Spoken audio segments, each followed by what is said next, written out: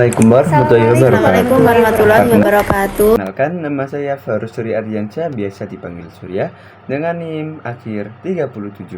Kenalkan, nama saya Karisma Kurnia Indah Sari dengan NIM 40. Nama saya Wadatul Jannah dengan NIM akhir 115. Apa tuh sih fikih kesehatan? Gimana sih konsep dari fikih kesehatan dan apa fungsinya di era modern zaman sekarang? Tentu banyak pertanyaan-pertanyaan seperti itu di pikiran kalian, bukan? Apakah penting mempelajari fikih kesehatan? Ya jelas tentu. Hal yang paling dasar yang harus kita ketahui adalah tentang kesehatan dan hukum-hukumnya juga. Di sini saya dengan teman saya Karisma Kurnia Indasari dengan NIM 40 dan Wardatul Jannah dengan NIM 115 yang akan membawa sebuah tema fikih kesehatan, yaitu antara kapsul, kaidah, dan Ka'bah. Karena sehat itu nikmat, ibadah pun menjadi mantap.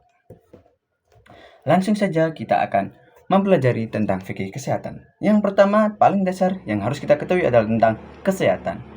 Kesehatan merupakan nikmat besar dari Allah SWT yang wajib dijaga. Nah, Islam tidak hanya mengatur ibadah, tapi juga aspek kesehatan. Fikih kesehatan hadir sebagai panduan agar umat tetap sehat, halal, dan barokah yang juga relevan di era modern saat ini, seperti vaksin, obat, operasi, serta gaya hidup sehat yang islami. Nah, jelas kita ingin tahu, apa itu fikih kesehatan emangnya? Fikih kesehatan adalah cabang fikih kontemporer yang mengkaji dan menetapkan hukum syariat mengenai masalah kesehatan, baik dalam aspek pencegahan penyakit, pengobatan, perawatan, hingga kebijakan publik di bidang medis. Nah, fikih kesehatan tidak hanya membahas boleh atau tidaknya suatu tindakan medis, tetapi juga menimbang aspek halal, haram, maslahat, dan mudarat dari suatu tindakan. Umat Islam bisa menjaga kesehatan tanpa keluar dari batasan syariat. Nah, tentu saja banyak kayak masalah-masalah atau pertanyaan yang ada di pikiran kita. Seperti bagaimana Islam memandang kesehatan di pengobatan dan apa prinsip fikih yang menjadi dasar dalam menerapkan hukum kesehatan modern. Nah, juga bagaimana sikap umat Islam terhadap isu kesehatan terkini. Nah, tujuan dari pembahasan materi sekarang yaitu mengetahui dasar terkait kesehatan, memahami hubungan antara syariat dan praktik modern, serta memberikan panduan agar umat tetap sehat tanpa melanggar syariat. Terakhir, membangun kesadaran bahwa menjaga kesehatan sama dengan menjaga ibadah. Nah, dari sini udah mulai paham kan? Selanjutnya akan disampaikan oleh teman saya. Sekian, bye. Nah, selanjutnya di sini saya akan menjelaskan tentang prinsip dasar fikih kesehatan. Jadi sebenarnya fikih kesehatan itu fleksibel banget, gak kaku, karena tujuan utamanya adalah menjaga nyawa dan memberikan kemudahan untuk umat. Nah, di sini tuh ada 4 poin utama. Yang pertama, darurat. Jadi, kalau dalam kondisi darurat, sesuatu yang biasanya haram bisa jadi boleh digunakan asalkan untuk menyelamatkan nyawa. Contohnya, kalau ada obat yang mengandung unsur haram, tapi itu satu-satunya obat yang bisa nyelamatin pasien, maka boleh dipakai. Yang kedua, maslahat. Ini maksudnya kita harus pilih jalan yang paling banyak manfaatnya buat umat. Misalnya, kalau ada beberapa pilihan pengobatan, pilih yang paling aman, paling efektif, dan paling sedikit resikonya. Yang ketiga, rukhsah atau keringanan. Jadi Islam itu nggak bikin umatnya susah. Kalau orang sakit pasti ada keringanan. Misalnya boleh gak puasa, boleh sholat sambil duduk, atau tayamum kalau nggak bisa kena air. Dan yang terakhir, kaidah fikih. Ada 2 hal penting. Yang pertama yaitu menolak bahaya lebih utama daripada mengejar manfaat. Dan kalau ada kesulitan, syariat pasti akan diberi kemudahan. Nah, dari contoh tadi yaitu darurat, ini kan kalau ada obat yang mengandung unsur haram, itu boleh digunakan ya. Nah, contohnya itu beberapa obat, misalnya obat yang mengandung gelatin dari babi. Jadi banyak kapsul obat dibuat dari gelatin dan seringnya berasal dari babi. Karena kan itu aslinya haram. Tapi kalau pasien benar-benar butuh obat itu dan nggak ada alternatif lain, maka boleh digunakan dalam kondisi darurat. Contoh lain seperti obat bius atau vaksin yang ada unsur haram. Maksudnya kadang kan vaksin atau anestesi yang dalam proses pembuatannya itu mengandung zat haram. Nah, kalau itu wajib dipakai untuk operasi yang menyelamatkan nyawa, maka hukumnya diperbolehkan. Dan contoh lain terakhir itu seperti obat dari alkohol. Kan beberapa obat sirup mengandung alkohol sebagai pelarut. Nah, kalau pasien sakit parah dan memang hanya obat itu yang bisa dipakai, boleh dikonsumsi meskipun asalnya haram. Jadi intinya fikih kesehatan itu tujuannya untuk menjaga keselamatan manusia, memberi kemudahan dan selalu pilih yang paling baik untuk kemaslahatan umat. Jadi begitu ya teman-teman. Selanjutnya kita masuk ke aspek-aspek fikih kesehatan. Jadi ternyata Islam itu lengkap banget aturannya. Yang pertama, soal kebersihan dan higienis. Dari wudhu, mandi wajib, sampai larangan najis. Semua itu bukan cuma ibadah, tapi juga menjaga kesehatan kita. Yang kedua, pengobatan. Dalam Islam ada aturan halal haram obat. Kalau jika itu darurat, obat yang ada unsur najis bisa dipakai. Tapi kalau ada pilihan halal, tentu itu lebih utama. Yang ketiga, kesehatan reproduksi. Misalnya tentang KB, aborsi, bayi tabung, atau donor ASI. Semua itu ada aturannya agar tetap sesuai dengan syariat. Yang keempat, medis modern. Zaman sekarang ada namanya transplantasi organ, transfusi darah, sampai operasi plastik. Nah, fikih ini memberi kita panduan yang mana boleh karena darurat atau kemaslahatan dan mana yang sebaiknya dihindari.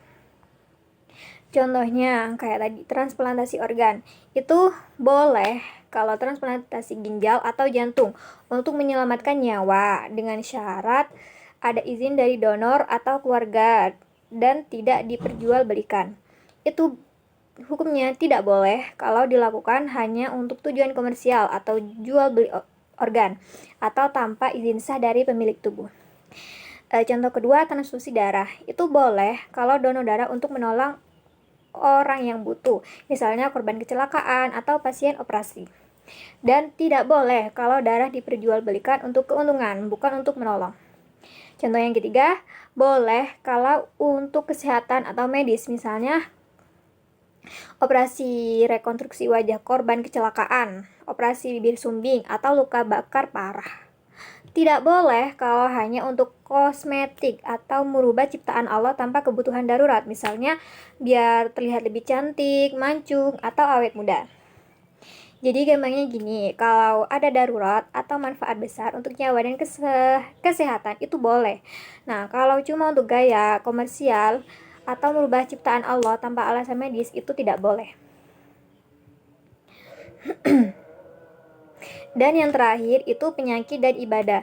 Jadi kalau orang sakit, Islam itu akan memberi kita keringanan. Contohnya, boleh sholat sambil duduk, tayamum kalau nggak bisa kena air, bahkan aturan khusus untuk mengurus jenazah kalau ada wabah. Jadi intinya, Islam itu fleksibel. Semua aspek kesehatan itu dibahas dengan tujuan menjaga nyawa, menjaga kebersihan, dan tetap sejalan dengan syariat. Selanjutnya, kasus terkini dalam fikih kesehatan. Yang pertama, hand sanitizer alkohol. Jadi itu boleh dipakai karena darurat dan maslahat, apalagi saat pandemi COVID kemarin. Yang kedua, vaksin COVID-19. Jadi MUI itu menetapkan halal demi menjaga nyawa. Yang ketiga, sholat saat pandemi. Jadi boleh sholat di rumah atau sholat di rumah, alasannya kalau di masjid itu wajib jaga jarak. Jadi boleh. Yang keempat, donor organ atau bank ASI itu diperbolehkan selama tidak melanggar aturan syariat. Jadi kesimpulannya, Islam itu selalu relevan dengan kondisi modern. Prinsipnya itu harus jelas, karena menjaga keselamatan jiwa lebih utama, dan aturan bisa menyesuaikan situasi darurat, serta selamat tetap dalam jalan syariat. Nah, untuk penjelasan selanjutnya akan disampaikan oleh teman kelompok saya, yaitu Karisma Kurnia. Oke, di sini saya akan melanjutkan presentasi dari Wardah, yaitu analisis fikih. Analisis fikih dibagi menjadi 3, yaitu yang pertama Islam fleksibel atau menyesuaikan perkembangan medis modern, dan yang kedua ulama dan tenaga medis, yaitu medis perlu kolaborasi dalam fatwa, dan yang ketiga ada prinsip utama, yaitu menjaga nyawa lebih diutamakan daripada sekedar hukum cabang. Selanjutnya ada tantangan dan peluang. Tantangan fikih kesehatan dibagi menjadi 4, yaitu perbedaan fatwa. Seperti masalah obat atau vaksin sering memunculkan perbedaan pandangan ulama sehingga umat bingung dalam memilih. Yang kedua, kemajuan medis, yaitu inovasi seperti transplantasi organ, bayi tabung hingga rekayasa genetika menuntut ijtihad baru yang tidak semua sudah dibahas dalam kitab klasik. Dan yang ketiga ada literasi kesehatan rendah, yaitu masih ada masyarakat yang ragu menerima pengobatan modern karena dianggap bertentangan dengan syariat. Dan yang terakhir ada kasus viral, yaitu polemik tentang vaksin, stem cell atau obat berbahan haram sering memicu kontroversi publik sebelum ada fatwa resmi. Selanjutnya yaitu peluang fikih kesehatan. Peluang fikih kesehatan ada 4. Yang pertama, integrasi ilmu dan syariat. Maksud dari integrasi ilmu dan syariat yaitu fikih kesehatan dapat menjadi jembatan antara ilmu medis dengan nilai Islam. Dan yang kedua ada fatwa kontemporer, yaitu kehadiran lembaga resmi seperti MUI membantu memberi pedoman yang jelas. Yang ketiga yaitu kesadaran hidup sehat.